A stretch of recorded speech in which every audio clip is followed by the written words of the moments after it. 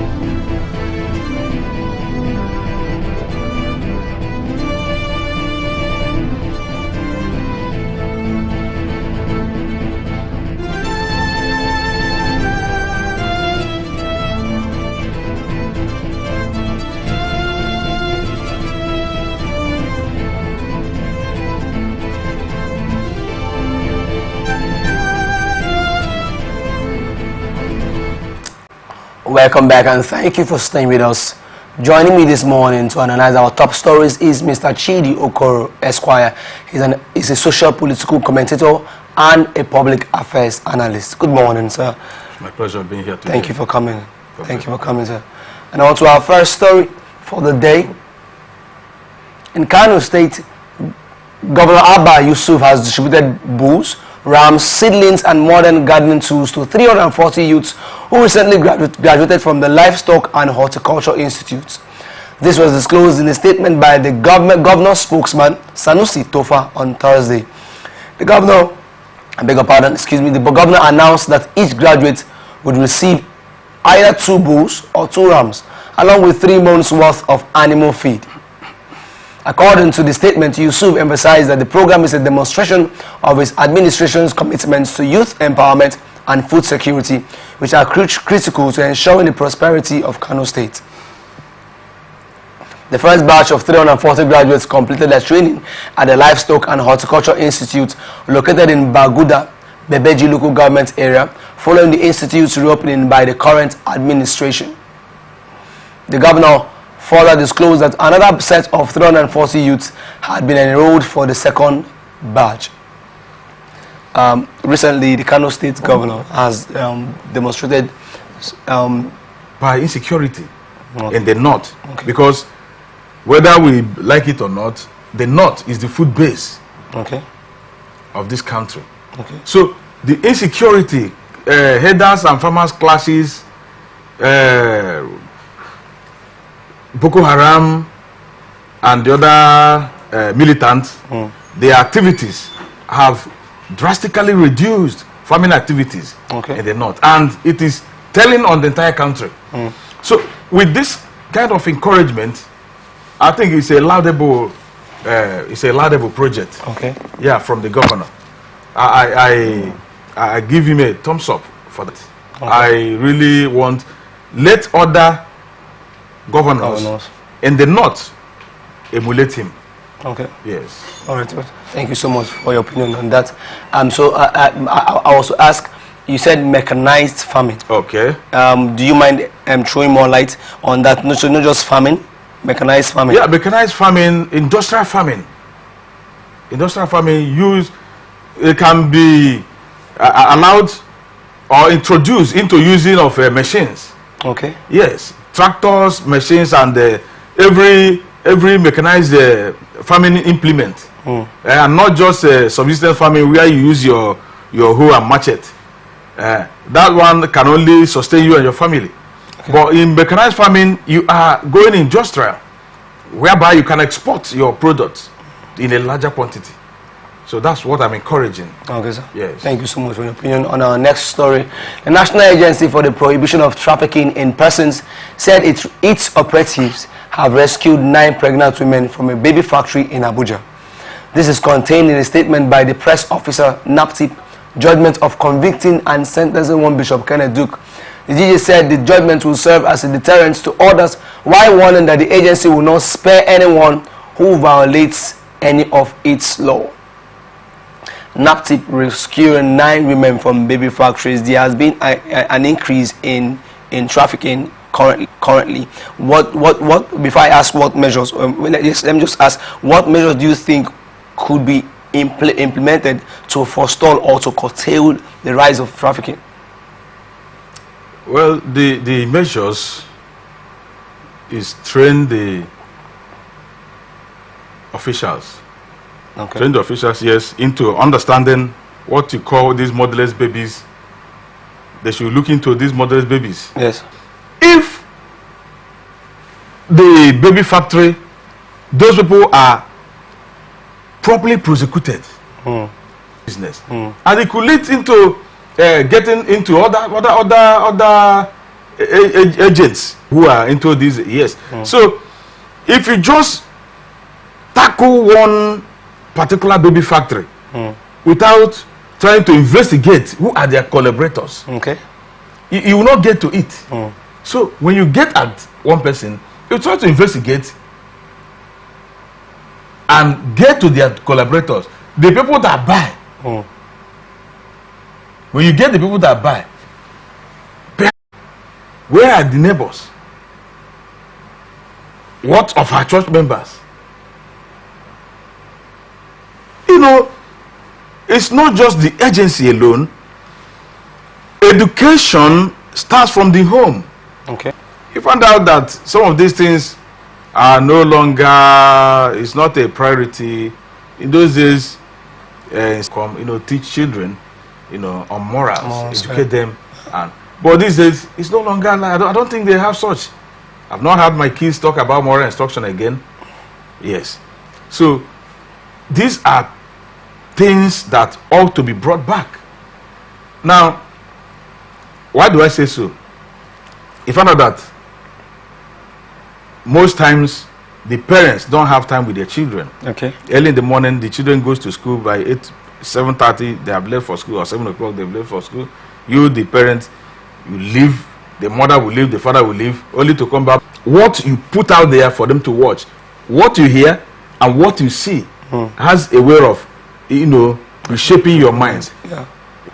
Ever since there was an announcement on the 50% tariff hike, there have been mixed reactions towards it. Where is the social contract? Okay. I just wish the NLC would engage with some of our members in the CSO, civil society organizations. These telecoms should be boycotted. Before telecom, we survived. Okay. Yes. How much? That amount, if you take it to sleep in a hotel, is just 2 days. If you want to lodge in a good hotel, let me tell you, though I don't have the statistics to before all these ones that kept changing.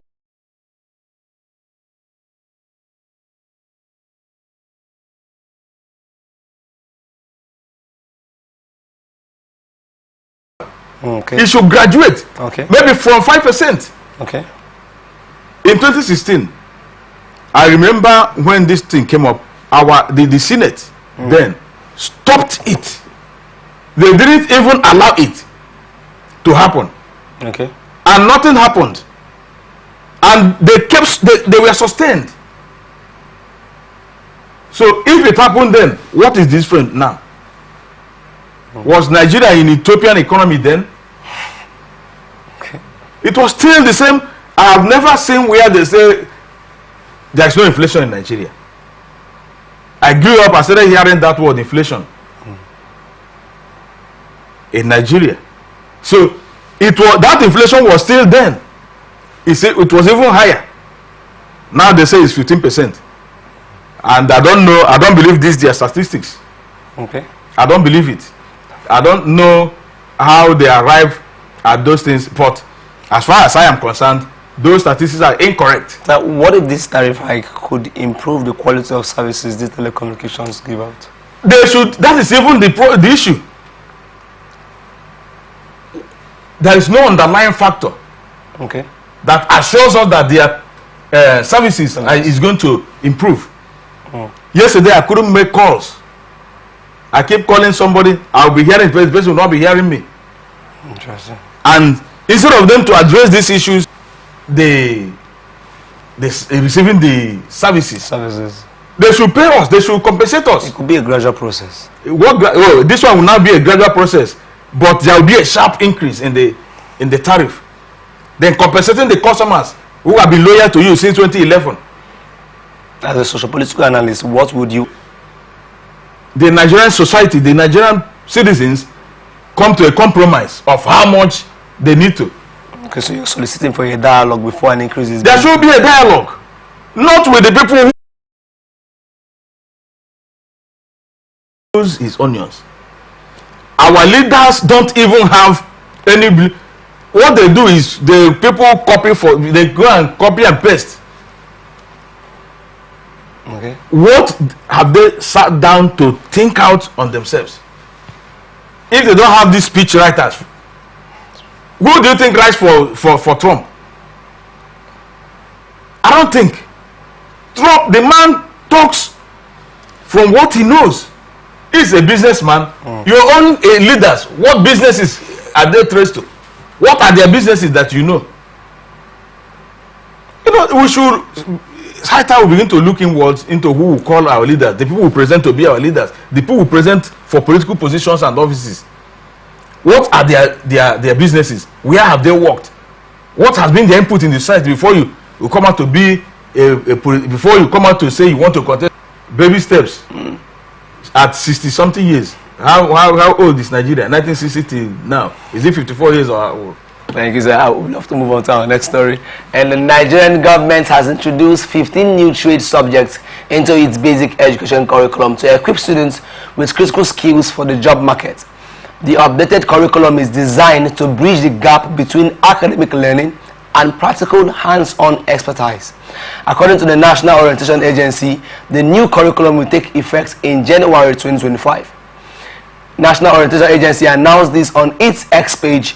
Meanwhile, Education Minister Professor Tahir Maman described the initiative as a transformative step toward aligning the education system with the demands of the 21st century economy.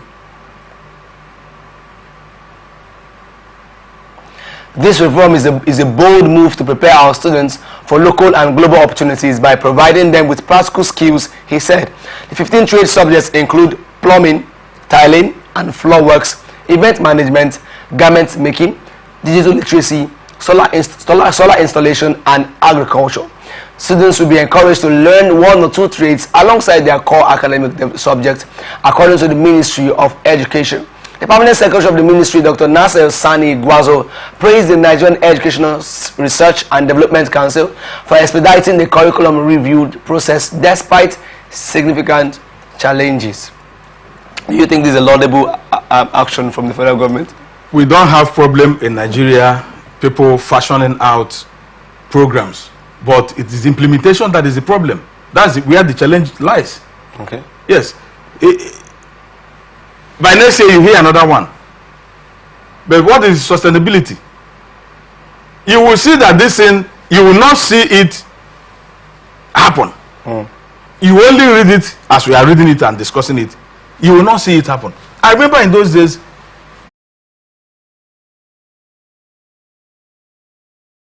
I used to hear city and guild.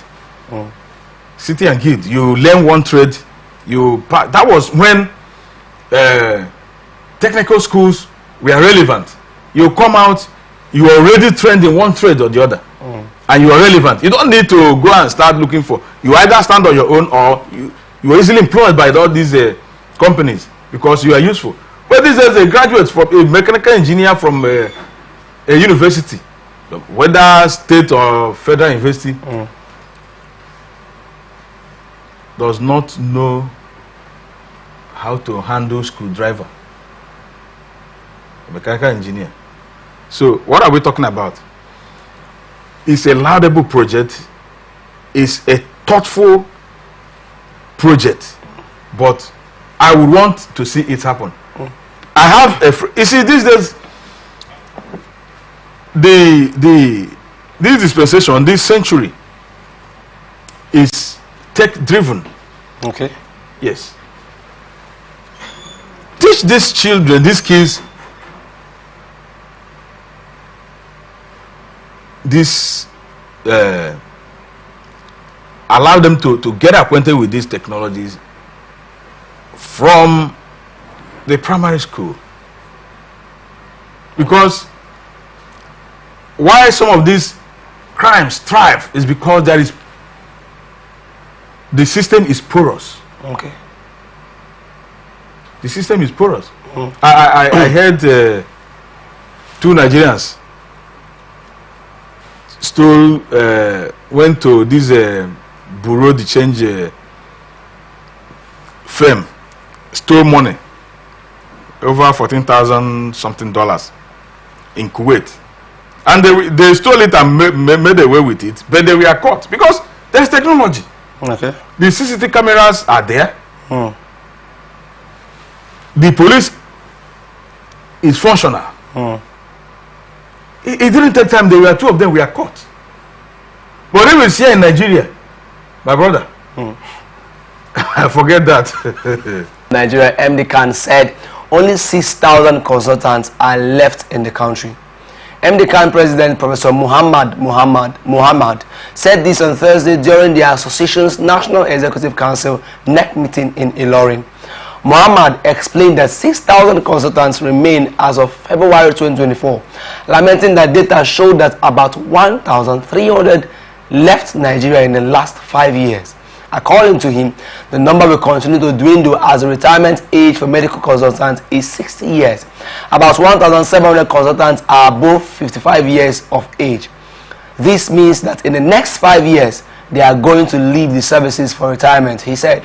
The MD Khan president emphasized that the number of consultants would continue to reduce as long as the country produces only 1 or 2 per annum. So you can see that the replacement cannot keep up with the loss from Jackpot syndrome and from retirement, he said. The association is hopeful that consultants will be able to serve up to 70 years, while other healthcare workers will continue to serve up to 65 years. He noted that such a move will ensure that medical and dental consultants who remain in the country continue to give their expertise in the health field, he said.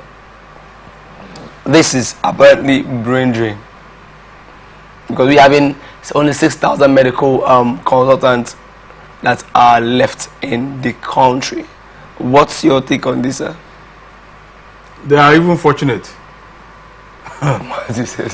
They are fortunate to have. If I'm a medical practitioner, I will also leave. What are you staying to do where your services are not recognized? If you say you recognize it, why not give them a commensurable remuneration for it? So what is it? Did I study it to be to run charity? Not that somebody cannot run charity, but why are they should the politicians should place themselves in the position of these people who are doing these essential works, like essential services like this, rendering essential services like this. You don't pay them what is commensurate to their effort. And these are consultants. You can imagine that. For you to be a consultant, it's not just when you graduate from the medical school. Yeah. You would have spent some other years to a particular field, to qualify in a particular field before you now be called a consultant. And after that, what? Nurses are earning more than you who are abroad in Europe or US or Canada. Is any more than a consultant in Nigeria. Even those of them, the ordinary medical healthcare services in Europe earn more than a consultant in Nigeria. So what will you be doing? Your children will even ask you question. You know, they see your mates. So it's not as if I'm encouraging that, but it's to show our leaders lesson. make here to be functional, make here to be workable, and everybody will stay. But when the system is not working, what do you expect? A medical consultant who cannot live a good life, you cannot afford to have your own home. I mean, think about that. Whereas somebody without a WAEC, who was fortunate to be a politician, is living a life of lavish. And you that spent all your years reading, studying, every resources was put in there, and you keep, as a medical consultant, you will be a tenant. I mean, think about that. Nobody will be happy. So, how do we address this issue? How we should address it is to give priority to things that matter. That's what the government needs to do. Prioritize things. Not when, look at them. Some local governments have bought exotic vehicles for councillors. Spent millions of naira to buy vehicles for councillors. Our money, politicians use it anyhow they want. People that, yeah, you may say, yes, you choose to be this, I choose to be that. Okay, because not everybody should be or would be a politician. Of course.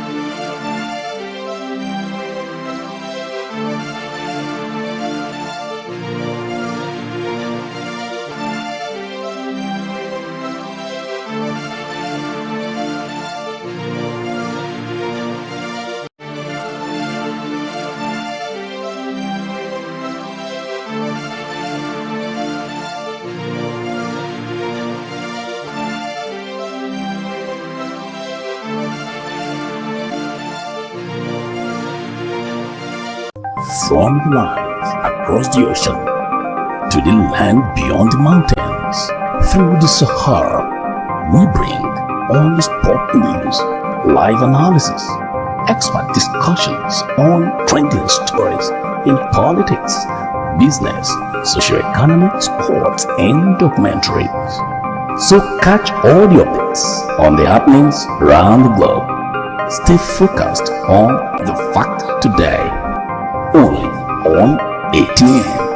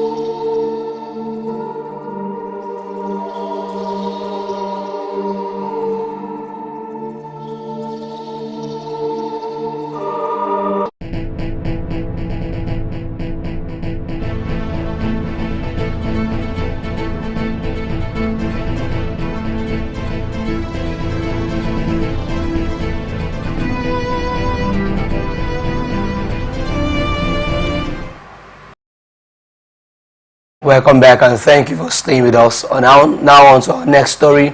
US President Donald Trump told world business leaders Thursday to manufacture in the United States or face tariffs in his first major speech to global leaders since returning to the White House this week.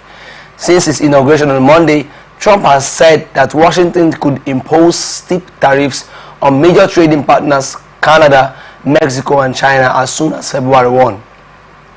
He has also signed a flurry of executive orders pulling the United States manufacture your products here or pay tariff. What's your take on this?